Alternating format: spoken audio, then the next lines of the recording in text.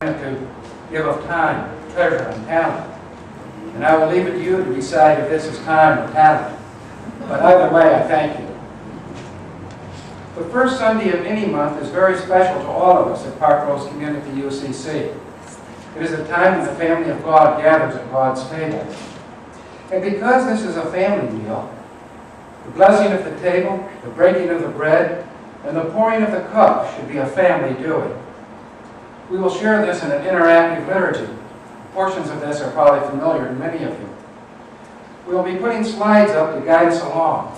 Now, some of my parts are a little bit long, so we only show the first and last line, which means that you have to stay awake to see when your parts are.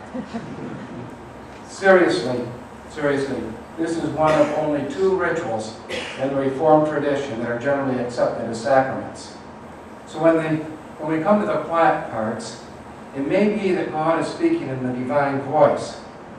During those times, let's assume our neighbors are listening to that voice and not interrupt, even in whispers. Now, who is this family of God that is invited to this table? Who is invited to the table? Well, Jesus said, "Take this, all of you." Now, some churches have a lot of rules about who may be served, but in this church we only ask 2 questions. We only ask 2 questions. Are you hungry? Do you thirst? If so, please come to the table. Will you pray with me? Dear God, we give you thanks on this beautiful morning for inviting us all here as part of your family to give you thanks and praise, to ask your blessing, and to teach us your holy word. Make us ever attentive to what you would have us do. Amen. Amen. Now I have to confess something to you. Well, it really is a joy to be here today. I have to tell you that there has never been a time when I was truly comfortable stepping into a pulpit. I always ask, why me, Lord? I always wonder, who am I to proclaim the Word of God? And maybe you were wondering the same thing.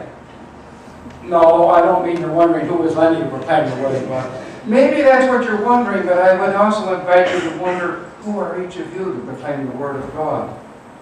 I think that's an important question. But I think there is an even more important question. We will get to that a little bit later. A reading from Chris Christopherson. Why me, Lord? What have I ever done to deserve even one of the pleasures I have known? Tell me, Lord, what did I ever do that was worth loving you for the kindness you've shown? Now, I am a long-time fan of Chris Christopherson, and I'm going to read another verse of that poem a little later.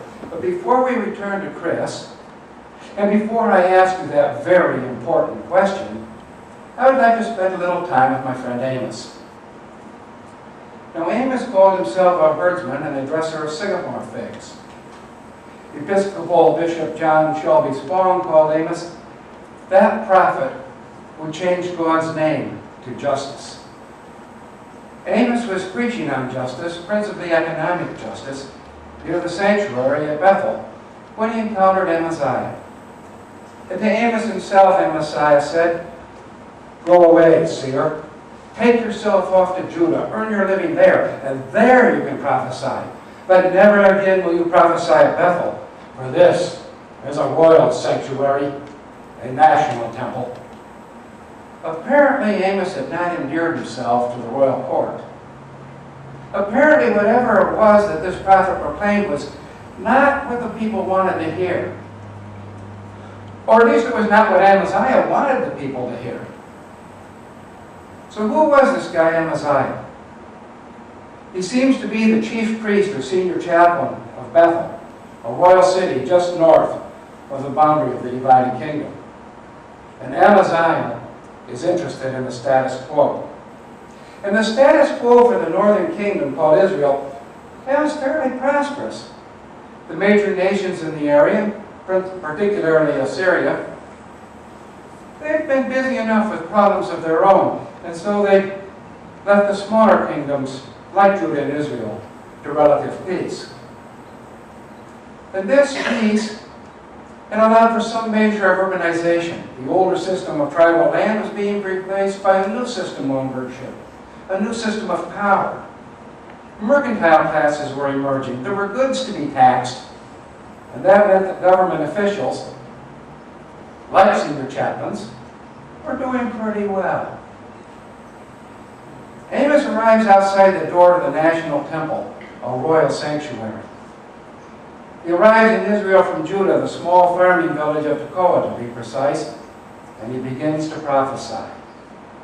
Now, we have all heard of prophets of doom, and certainly Amos was not predicting good things in the future of Israel. In the verses following today's scripture, he responds to Amaziah like this. So now, listen to what Yahweh says. You say, do not prophesy against Israel. Do not foretell the doom of the house of Isaac. Very well. This is what Yahweh says. Your wife will become a prostitute in the streets. Your sons and daughters will fall by the sword. Your land will be parceled out by measuring line. And you yourself will die on polluted soil. And Israel will go into captivity far from its own land. Now, whether Amos is speaking to Amaziah personally or symbolically of the nation is a very interesting question, but not one that I'm going to take up in the moment.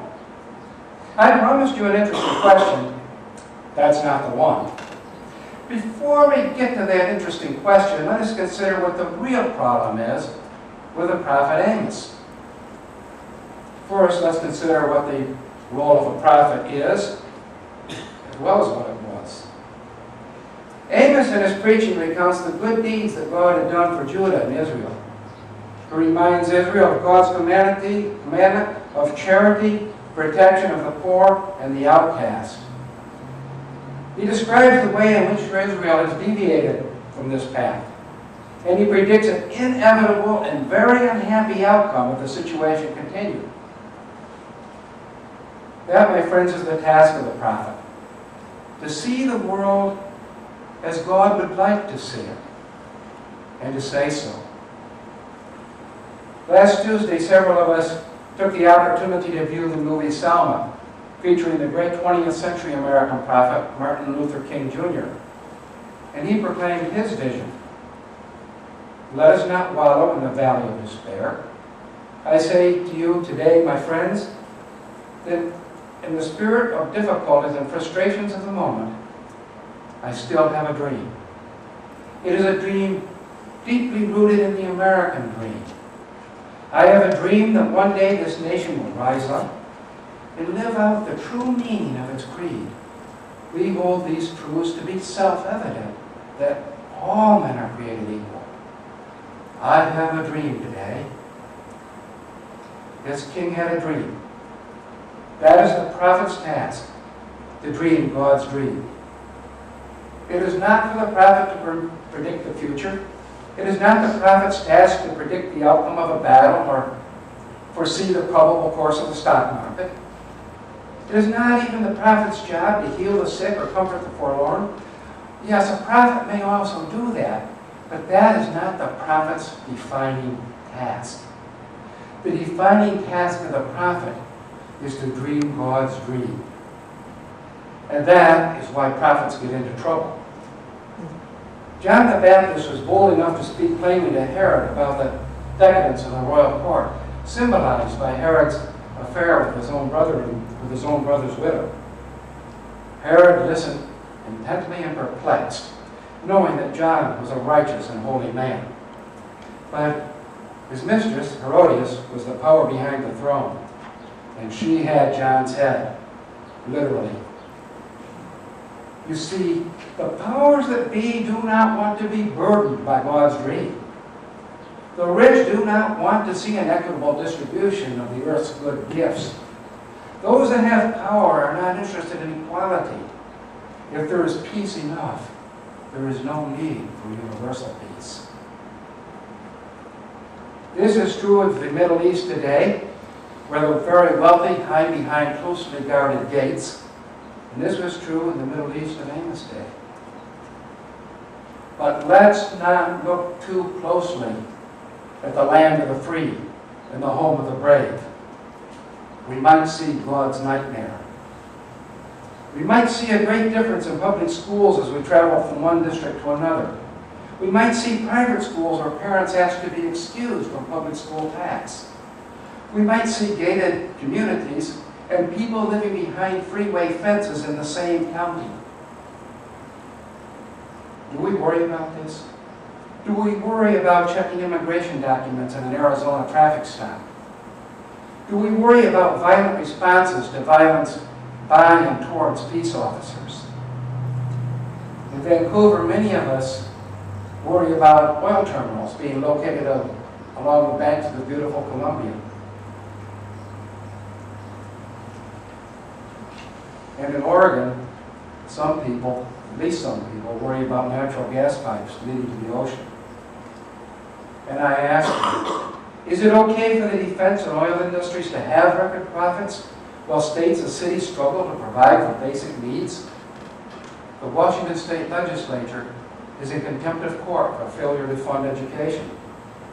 Is it okay for society to pay more for the preparation for war than they do in health care? And if someone cannot afford the deductibles, does that person really have universal health care? Can it be that our tax policies are robbing them, run them up, robbing from the poor and giving to the rich? And are these the right questions for Christians to ask in church? The questions Amos asked were different because he lived in a different culture. Or perhaps the questions Amos asked were different only in form because God's dream for all people is the same in all time and everywhere. And Amaziah actually had no objection to Amos asking those questions, none at all, as long as he asked them someplace else. As long as Amaziah did not have to hear them. I really think Amaziah might be the inventor of the free speech zone. You'll remember how he established a free speech zone where speech is permitted outside of political conventions, just as long as it's down the road someplace where the politicians don't actually have to hear it. A little over 2 weeks ago, the Oakland, California police instituted a policy of requiring street protests to remain on the sidewalk. This is going to protect damage against the businesses along the street. That's what they say. A little less than 2 weeks ago, the Portland police started rousting people out of homeless camps. They say that will help them find social services. And they say that they are going to focus on the more visible camps. Amos did not go to a free speech zone, and Amos did not become invisible. Amos stood his ground. I am not a prophet, Amos replied to Amaziah, for I do not belong to a prophetic brotherhood. I am merely a herdsman and dresser of sycamore figs.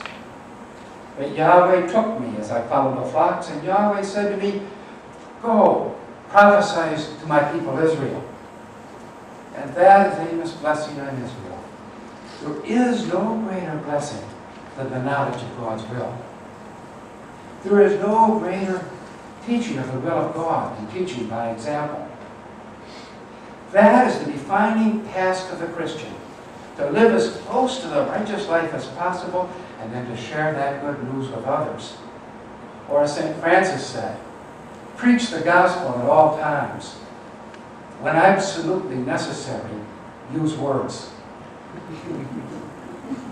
And so, my friends, if we are Christians by faith and by grace, we are led to the most important question of the day. Not, who am I to proclaim the Word of God? That is not the question. There is a different question, an important question, a challenging question, and a question that each one of us must consider. And this is the question. Who am I not to proclaim the Word of God? Who am I not to proclaim the Word of God? I have been blessed with friends and family with whom I share this journey of life. I have been blessed with a green earth and a blue sky. I have been blessed with food to eat and a place to sleep. And when I was worried and not entirely certain of those blessings, then I was blessed with hope. I have been blessed with God's healing grace, which, by the way, is not the same as cure. I have been weak when God was strong. I have been selfish when God was generous. I was asleep when God was awake and active and forgiving. And now that I am awake, who am I not to proclaim the Word of God? I invite you to ask yourselves the same question. Who am I not to proclaim the Word of God? Say that with me. Who am I not to proclaim the Word of God? Again. Who am I not to proclaim the Word of God? One more time with gusto. Who am I not to proclaim the Word of God? Let us think on that. Amen.